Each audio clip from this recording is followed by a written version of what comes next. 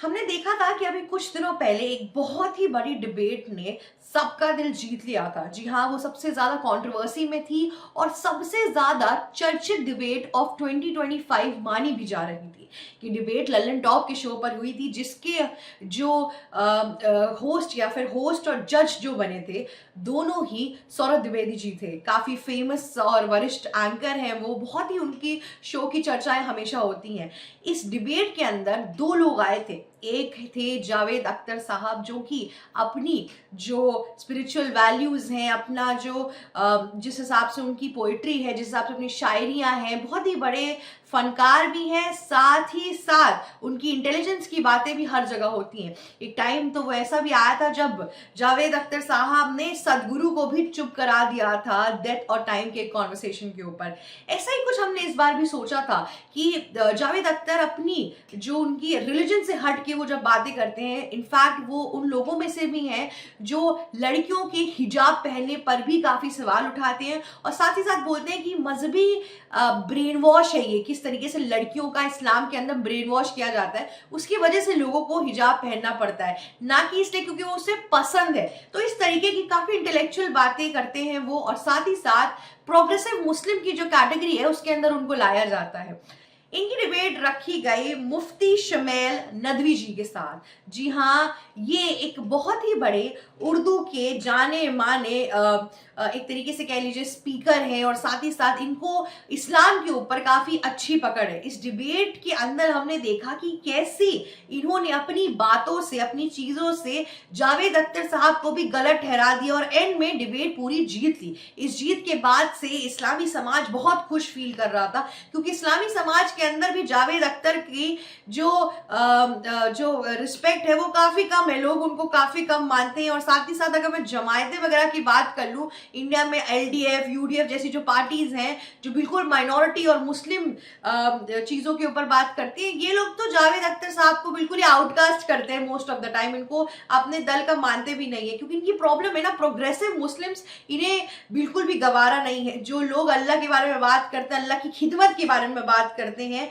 अल्लाह के विपरीत नहीं जाते या इस्लाम को, या इस्लाम के जो पहरेदार हैं उन लोगों को कॉन्ट्रडिक्ट नहीं करते, इन लोगों को वही लोग पसंद आते हैं। तो जावेद अख्तर साहब तो उसमें आते नहीं है। जावेद अख्तर साहब तो हर चीज में लॉजिक ढूंढते हैं। जो ब्रेन वॉशिंग इस्लाम में होती है वो उसके खिलाफ बात करते हैं, इसलिए उनको लोग ज्यादा पसंद नहीं करते हैं। इस डिबेट के बाद से ये जो नदवी साहब है ये काफी हद तक फेमस हो गए, इतना फेमस हो गए कि हर जगह इनकी चर्चा चलने लगी, लोकप्रियता बढ़ गई। और साथ ही साथ लोग सिर्फ इतना ही नहीं, आगे जाकर इनकी फैन फॉलोइंग बढ़ गई और इनको सुनने लगे। इसके बाद से सोशल मीडिया पर ये छा गए। अब जब इनको एक पॉपुलैरिटी मिल गई, पहले भी ये बहुत फेमस थे और पहले भी बहुत कॉन्ट्रडिक्टरी स्टेटमेंट्स देते थे, जो कि काफी बार एंटी इंडिया और एंटी गवर्नमेंट भी बोला गया है। और अब इस टाइम पर भी इनका ऐसा ही एक स्टेटमेंट हमारे सामने आया है, जिसने इस टाइम पे सबको एक क्वेश्चन मार्क वाले जोन में ला दिया और सब हैरान हो गए कि ये कुछ भी बोल रहे हैं। मैं आपको बता दूं, ये जो कट्टरवादी जिहादी मुस्लिम होते हैं ना, जब ये बोलना शुरू करते हैं ना, तो एकदम ही सर पैर की बात नहीं करते हैं, प्रैक्टिकलिटी को कहीं दूर छोड़ के आ जाते हैं। चाहे एक छोटा सा मौलवी क्यों ना हो, उससे बड़ा सपा के लीडर जैसे अबू आजमी जैसे लोग क्यों ना हो, ये लोग ये सिमिलर बातें करते हैं। मतलब रिलीजन की इस तरीके से कट्टरवादिता और डर फैलाते हैं, जिससे आपको खुद ही खौफ आ जाए कि अरे क्या हो गया।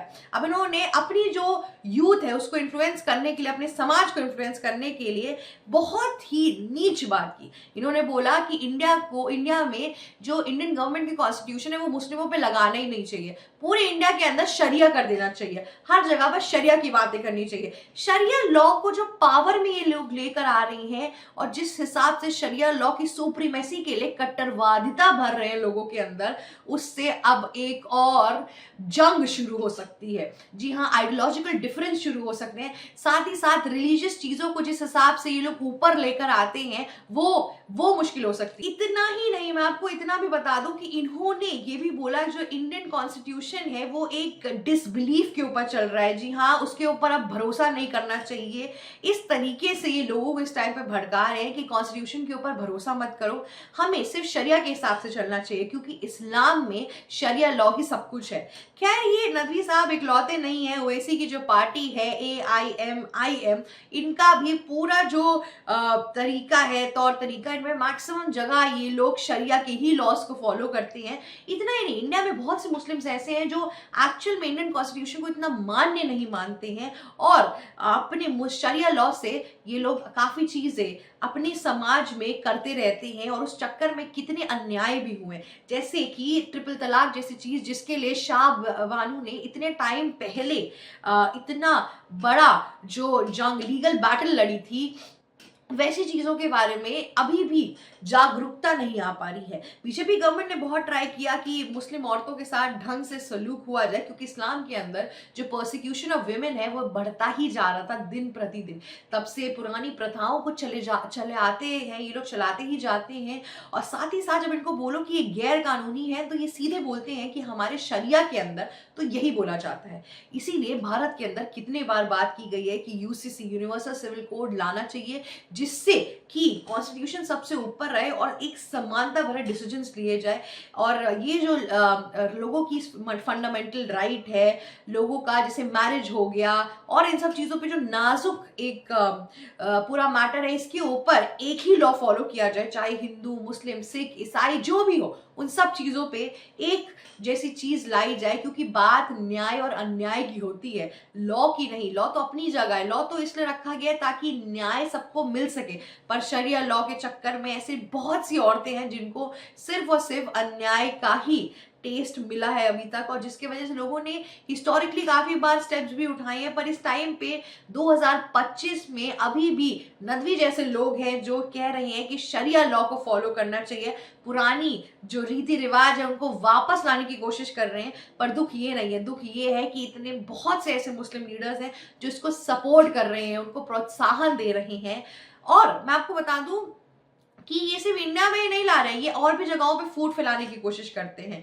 इन्होंने 2024-25 के बीच में एक स्टेटमेंट निकाला था जहां पे इन्होंने ये चीज बोली कि मैं पाकिस्तान को भी पूरी तरीके से एक इस्लामिक कंट्री नहीं मानता हूं, क्योंकि वहां पे भी हर जगह शरिया लॉ नहीं है। इनका जो प्रेम है शरिया लॉ के लिए, दिक्कत वहां आती है कि मतलब ये आप समझ रहे हो कि इनडायरेक्टली ये भारत को पूरा इस्लामी देश बनाना चाहते हैं। इस टाइम पर जिस हिसाब से कन्वर्जन रेट्स बढ़ रहे हैं, किस हिसाब से कट्टरवादिता बढ़ रही है, जिस हिसाब से अबू आजमी जैसे बहुत से लीडर्स वंदे मातरम तक नहीं गाना चाहते हैं क्योंकि उसमें उनके रिलीजियस सेंटिमेंट्स हर्ट हो रहे हैं, ये दिक्कत जो इस टाइम पे बढ़ रही है, उसमें उस आग में एक घी जैसा काम किया है नदवी साहब ने इस टाइम पर।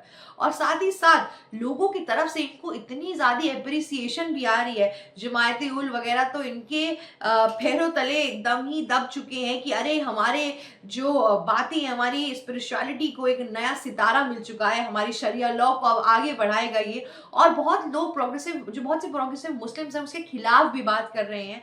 पर आप ये समझिए कि किस तरीके से कट्टरवादिता हमेशा से लाई गई है, पर ये बोला गया है कि बीजेपी एक वो गवर्नमेंट है जिसने इतनी कट्टरवादिता हमेशा लाई है और रखी है, जिस वजह से ये सब चीजें हो रही हैं। पर एक्चुअल में यहाँ पे बहुत से कसूरवार बैठे हुए हैं, बहुत से लोग हमारे देश के अंदर अपने अपने रिलीजन को लेके एक्सट्रीमली पर्सनल फील करते हैं और साथ ही साथ भड़काने वाले ऐसे स्टेटमेंट्स देते हैं। इतना ही नहीं, जावेद अख्तर ने जब जावेद अख्तर ने इनसे डिबेट किया था तो हारने की बात नहीं थी, पर एक तरीके से आप समझिए कि उनको उस डिबेट के अंदर इतना ज़्यादा घुसना ही नहीं था, क्योंकि ये लोग बिल्कुल ही कोर इस्लामी बात कर रहे थे और जावेद अख्तर प्रैक्टिकलिटी पे बात कर रहे थे। तो एक तरीके से इनकी जो जीत थी वो भी दी गई हुई थी। लेकिन उसके बाद से इनके ये जो स्टेटमेंट्स आ रहे हैं और ये भड़काने की कोशिश कर रहे हैं, इससे पता चल रहा है कि किस तरीके से जो पलायन कश्मीर में हुआ था कश्मीरी पंडितों के साथ वो कितना सच था। अगर आज हमने नदवी जैसे लोगों को और आगे बढ़ने दिया तो वो दिन दूर नहीं होगा जब आपके भी घर के आसपास के मस्जिदों में एक अजान रखी जाएगी जहां पे ये बोला जाएगा कि काफिरों को मारो। और एक रात में जिस हिसाब से कश्मीरी पंडितों को वहां से हटाया गया था और आज तक वो लोग उस जगह का मुंह नहीं देख पाए, उसी तरीके से आपका भी कुछ हश्र हो सकता है। ये सब चीज़ें एंटी गवर्नमेंट ही नहीं, एंटी इंडिया हैं, एंटी नेशनल्स हैं। यही लोग वो लोग हैं जो बांग्लादेशी मुस्लिमों को प्रोत्साहन देते हैं, जो इस्लामिक कंट्रीज़ को ये प्रोत्साहन देते हैं कि इंडिया के बारे में बोलो और करो। और अब जब ये लोग ऐसे स्टेटमेंट्स निकालते हैं, तब वो जो यूएस में बैठे हुए, कनाडा में बैठे हुए जो इस्लामिक ग्रुप्स हैं, जो माइनॉरिटी के हित के लिए बात करते हैं, यहाँ पे तब ये लोग कुछ नहीं कहते हैं। यहाँ पे देश का जब बाइफिकेशन किया जा रहा है, डिवीजन लाया जा रहा है, सोच के थ्रू उनके दिमाग में जहर भरा जा रहा है, तब ये लोग किसी भी तरीके की कंप्लेंट नहीं करते हैं। पर इसके पहले अगर कुछ हो जाए तब कंप्लेंट जरूर आएगी। इतना ही नहीं, इनको इस चीज के लिए पनिशमेंट भी मिलनी चाहिए कि ये इंडिया की कॉन्स्टिट्यूशन को इस तरीके से डिमीन कर रहे हैं सबके सामने, और जो लोग इसका प्रोत्साहन दे रहे हैं उनको भी अपॉलॉजी देनी चाहिए। यहाँ पे संविधान की बात हो रही है, ना कि आपकी अपने पर्सनल बिलीफ और डिसबिलीव्स की। नेशनैलिटी के आगे या फिर पैट्रियोटिज्म के आगे आपके लिए कुछ भी नहीं है। अगर आप भारत के नागरिक हैं तो पहले आप भारत के नागरिक हैं, उसके बाद से आपका ये जो पूरा स्टेटमेंट है या पूरा चॉइस है रिलीजन के ऊपर, ये आता है। लेकिन नदवी जैसे लोग कहाँ ही समझ पाएंगे। यही नहीं, ओवैसी जैसे लोग जो बहुत हाईली इंटेलेक्चुअल हैं, ये सारे लोग उसके बावजूद भी नहीं समझ पाए। वो जो डॉक्टर उमर नबी था, उन्होंने भी कहाँ ही समझा। इतने ढेर सारे डॉक्टर्स इन्वॉल्व थे उस टेररिस्ट अटैक में, जो कि दिल्ली ब्लास्ट हुआ था, उसके अंदर भी ये लोग नहीं समझ पाए। उसमें भी सोचिए, एक डॉक्टर जिसकी इंग्लिश इतनी फ्लुएंट हो, जिसकी एजुकेशन इतनी अच्छी हो, जिसने इतने दिमाग लगा के वो ब्लास्ट किया, उसके भी मन में ये डाला गया था कि अगर तुम सुसाइड बॉम्बिंग करोगे तो तुम्हें 70 हूरें मिलेंगी। और ये सब जो चीजें हैं जो इस्लाम में लिखी गई हैं, बहुत हद तक इन सब चीजों के बारे में बात की गई थी, और वो ये सब चीजें मेंशन भी कर रहे थे। तो ये समझ में आता है कि किस तरीके से मदरसाओं के अंदर सिर्फ और सिर्फ बाहरी पढ़ाई नहीं होती है, पर रिलीजियस सेंटिमेंट्स कितने भरे जाते हैं। या फिर मैं बोलूँ, बहुत से मदरसाओं में हमने ऐसे केसेस देखे कि कट्टरवादिता की जो पहली नींव है वो उधर ही रखी जाती है। हालांकि हमारे पास एक्स्ट्रा फैक्ट्स और फिगर्स नहीं है प्रूफ करने के लिए, पर ऑब्वियस सी बात है, इतनी छोटी छोटी उम्र में अगर इन लोगों के अंदर इस तरीके की कट्टरवादिता आ रही है, तो ऑब्वियस सी बात है, या तो घर में भरा जा रहा है तो स्कूल में भरा जा रहा है। अब मदरसाओं के अंदर तो इस्लामी पढ़ाई कराई जाती है, इसीलिए ये लोग अपने रिलीजन को लेकर और पर्सनल फील करने लगते हैं। ये सब जो दिक्कतें हैं, इसके वजह से नदवी साहब जैसे स्कॉलर्स निकलते हैं, जिनकी पढ़ाई यूके में हुई होती है और इंडिया में वापस आके एक नए तरीके का बाइफिकेशन, नए तरीके की डिवाइड एंड रूल पॉलिसी, देश के अंदर कैसे अनरेस्ट चलता रहे, मुस्लिमों का वर्चस्व ऊपर होता रहे, माइनॉरिटी कह कह के, अत्याचार कह कह के, ये सब प्रावधान लेना चाहते हैं आपसे। खैर, आज के लिए बस इतना ही। सतर्क रहिए नदवी साहब जैसे लोगों से, क्योंकि ये लोग कभी भी कोई भी तमाशा कर सकते हैं, कोई भी अटैक या फिर किसी भी तरीके की चीजें हो सकती हैं। इसलिए सावधान रहिए और इलेक्शन में सही ढंग से अपना चुनाव करिए। आज के लिए बस इतना ही। अगर आपको हमारी वीडियो अच्छी लगी तो लाइक, शेयर, सब्सक्राइब और कमेंट करना मत भूलिएगा। ऑल्सो जाते जाते बेल आइकन जरूर हिट कर दीजिएगा। Thank you so much for watching our video. ABC Hindi news, आज ही जुड़िए हर खबर के साथ।